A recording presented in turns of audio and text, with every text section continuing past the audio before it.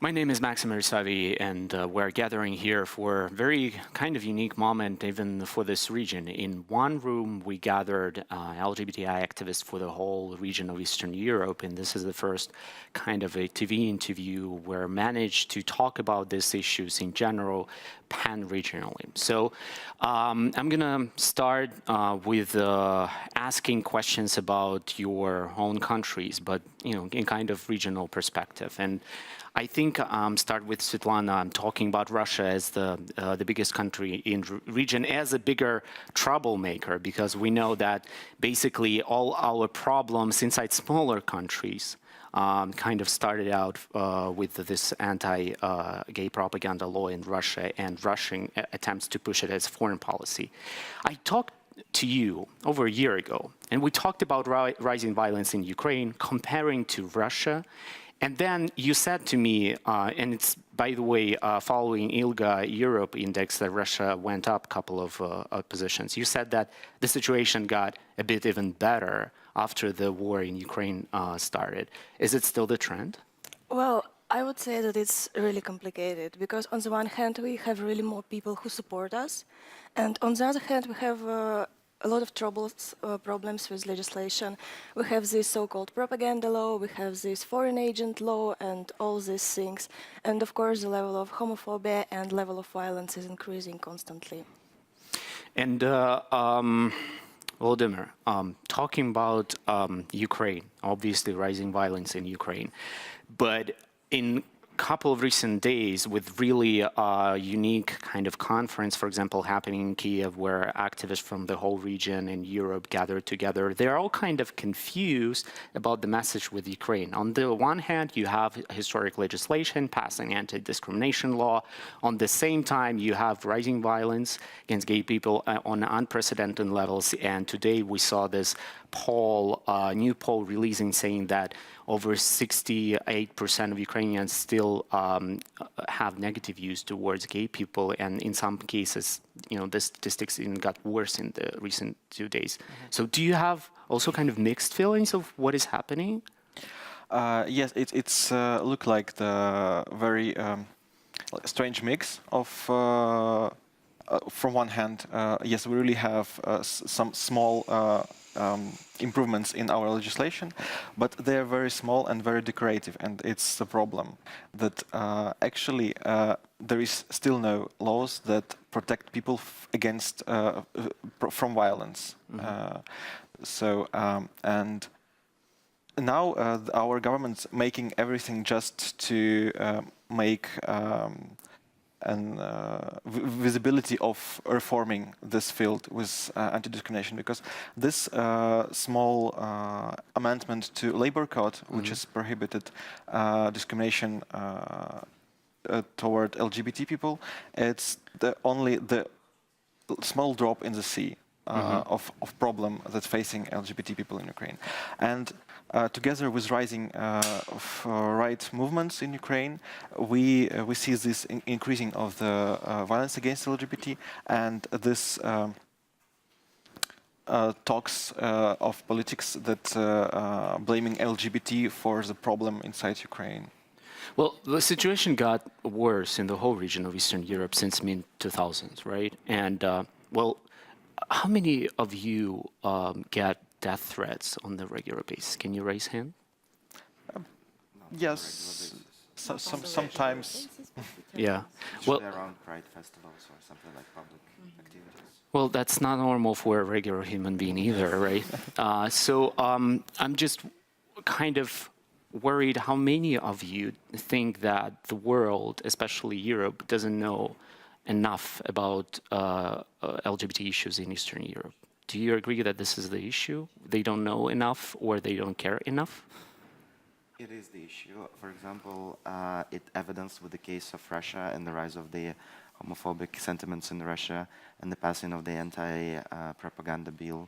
The focus was on Russia solely, and it omitted the situation in the region, which is in the countries that are around Russia and that are either Russian satellites or former Soviet republics. And it was completely disregarded that the homophobia that was very vividly and very actively used and misused in Russia actually crossed the borders and spread all over the region. Like and in we Moldova, have to for deal example. with this because we have a kind of pro-European government which is very corrupt and hijacked the whole idea of European integration. And at the same time, we have the opposition who is pro-Russian and who actually threatens us with the cancellation of the anti-discrimination law and passing of the same anti-propaganda bills once they are in power again. And the Moldovan Orthodox Church, which is subordinate to the Russian Orthodox Church, is the biggest voice of homophobia in the country. What do you think Moldova is going through an anti-oligarch uprising, or went through last year? But that issue wasn't even there on the display. It was the same during the Maidan revolution. The issue was economic reforms and anti-oligarch message. But then again, civil rights equality wasn't the issue.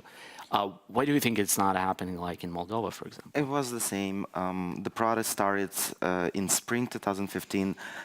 It continued throughout the year. They installed the courts on the central square. I joined the protest on the 6th of September just to see the biggest of all in this chain, to see what the messages were, just to be present in the crowd. And it was pure populism. They didn't provide any alternative. They didn't provide any strategy of how they envisioned the change. And it was clear that the issue wasn't about the changing the mentality in the system. It was fighting corruption and oligarchic system, but it completely omitted human rights agenda. Mart, with Armenia and electric Iran. And this was so amazing to see that apart from Maidan revolution, then happenings in Moldova, we saw rainbow flags during electric Iran. It was, maybe a couple of times, but it was there. And some people said that LGBTI activists were involved in the process, and suddenly there was hope that maybe that's going to be an example of civil rights uprising rather than just economic one in post-Soviet country. Why it didn't happen, or is it happening? Actually, Electric Yerevan was a good space for raising the solidarity and being solidar with one another. But there has not been rainbow flags, and there has not been any flags, because people have decided that nobody is going to come there for their identity or for their cause, but rather than we are gathering to fight the goal that we all have together, the shared goal, which was like the electricity price. But from the other hand, a lot of people were on Bagramian Avenue and they were fighting for electricity price, but a lot of discourses have been opened there for discussion. Like, for example, every evening there was some sort of discussion when everybody who wanted, they could join the discussion. And firstly, it was really very hard for the government and for the police to control the movement because there has been no leaders there and nobody was taking the responsibility of doing something. But like during the years, during the days when people were in a sitting strike in the street, or like they were even sleeping on the street, there were like some sort of leaders who appeared, and through them the government has managed to.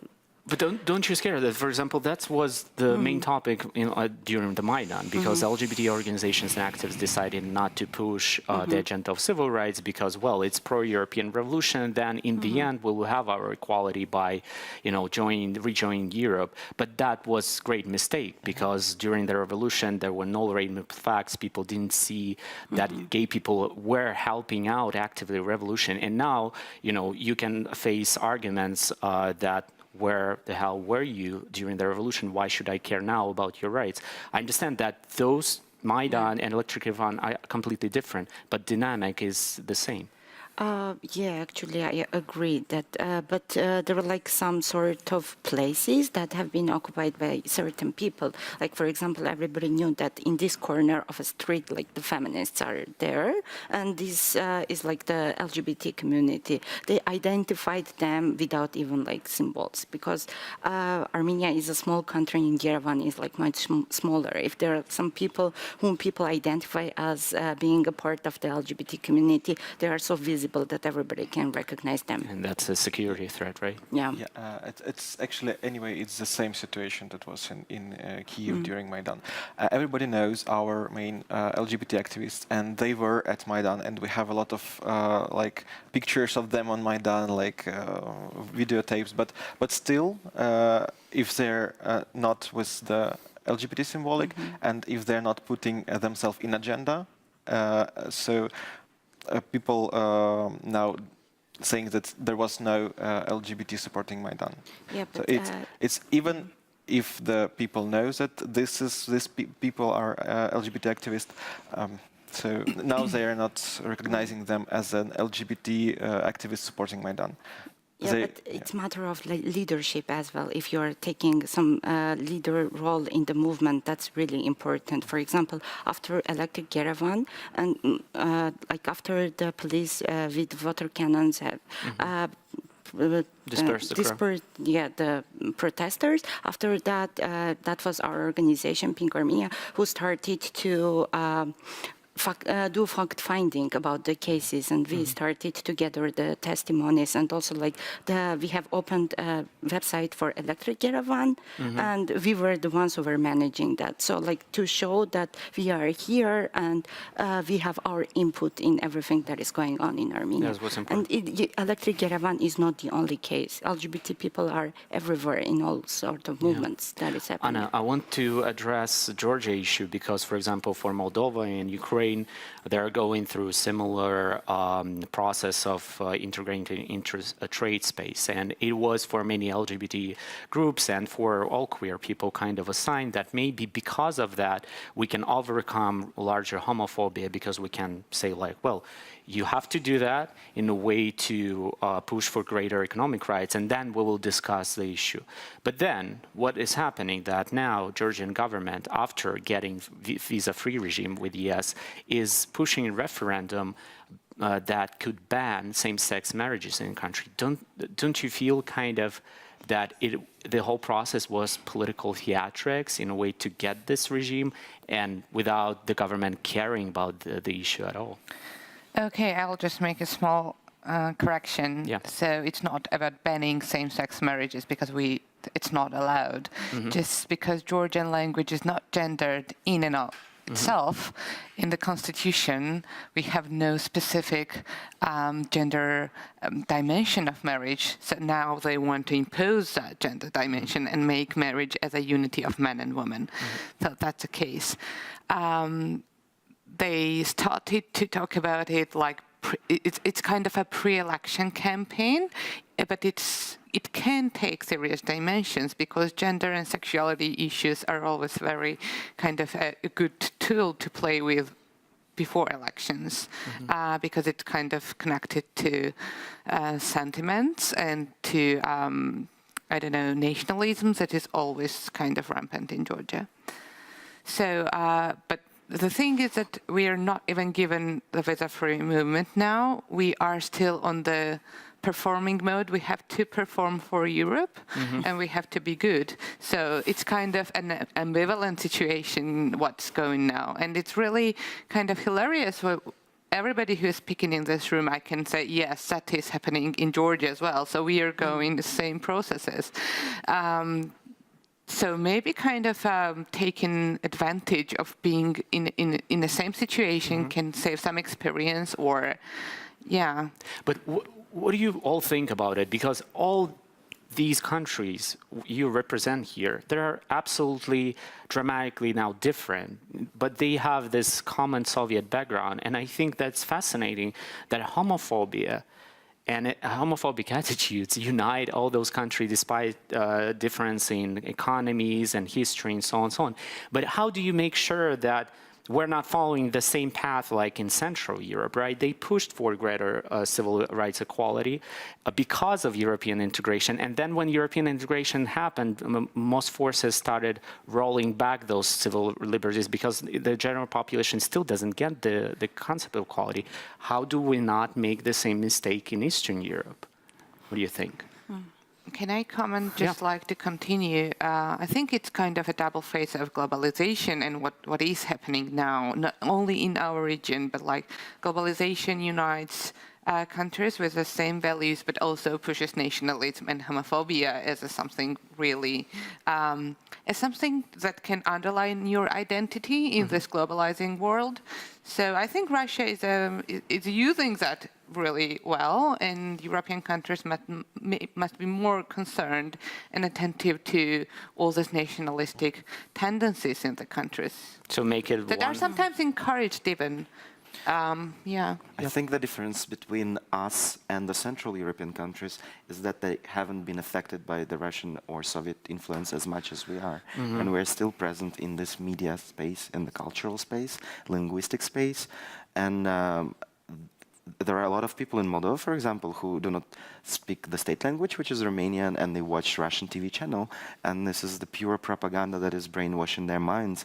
And it's so hard to detach from this flow of information. For example, it happened in Ukraine when the Euromaidan started, but nothing similar has happened in Moldova. And people are so pro-Russian, a lot of people, and the mentality and the background is so similar and appealing to them that we also have anti-Ukrainian sentiments in the country, though we're neighbors. And it's really well, we're all talking. I'm extremely privileged sitting here in company of one of the bravest people in our region, just because you're brave enough to speak out and to share your views, but also your identity. And that's the biggest problem with the region, because in Russia or Ukraine or Armenia, Georgia, Moldova, with hundreds of millions of people in the population, there are still a handful of people who are openly gay. And, basically because of security concerns. But we're talking so much about personal leadership, and then how it's important to lead by an example. It's not happening at the moment on the needed speed. How do you find, isn't it even frustrating personally for you that you're still in a lone voice? Yes, despite being open, the whole countries are in the closet. And even our other queer people who are not activists cannot join us. I actually don't think that in Russia situation is so bad, because what really makes me happy is that so many new people come into and they join the movement. And we had this forum for LGBT activists last year, and there were 150 people, and I was really happy that I didn't know at least half of these people. So I think that all this pressure makes people come out actually, because they don't want to take it anymore. It's also a matter of the size of the population and the country. Russia is big, Ukraine is big, there are more activists, but population-wise, we're like literally few people in the country who are out and proud and marching and fighting for the rights of everyone in the country. And we have very little support from the community because we're a very agricultural, rural country, and you can imagine what it means to be openly gay in such a small country where affected by the political and economic crisis. Well, we're facing very different, region with different problems, but it is changing dramatically as we speak right now. There is a dismantling of really huge landing monument happening in Zaporizhia in southern Ukraine, and even 2 years ago, it wasn't very even possible to imagine that. Or last year, during the opposition march in Russia, we saw so many LGBT flags there, which was also amazing. So I hope that we're in very frustrating point, but in the beginning of real changes. Thank you so much for joining us. It was really enlightening moment. Thank you so much. Thank you. Thank you.